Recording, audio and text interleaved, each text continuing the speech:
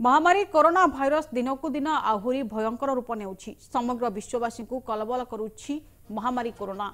विश्व में 1,40,40,326 जन लोक संक्रमित होइथिबा बेले 6,08,854 जनकर मृत्यु होइछि।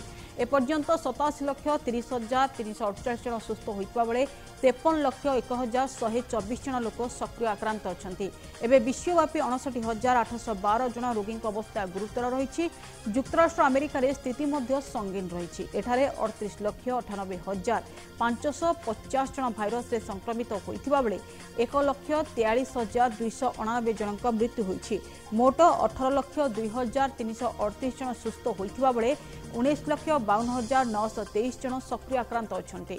सेभली 16,552 जन गुरुतर अछंती। ब्राजिल रे मध्य 20,19,896 संक्रमित होइथिबा बेले 79,533 जनक मृत्यु होइछि। सेभली रूसिया रे 7,71,546 जन संक्रमित थिबा बेले 12,342 जनक मृत्यु होइछि। दक्षिण अफ्रिका रे 3,64,328 जन संक्रमित अछंती एवं 5,033 जनक मृत्यु होइछि।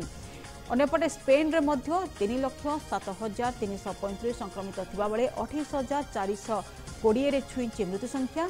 ब्रिटेन रे 2,94,792 संक्रमित एवं 45,300 जनकर मृत्यु होइछि। अन्यपटे पाकिस्तान रे 2,63,641 जन संक्रमित थिबा बेले 5,491 जनकर मृत्यु होइछि।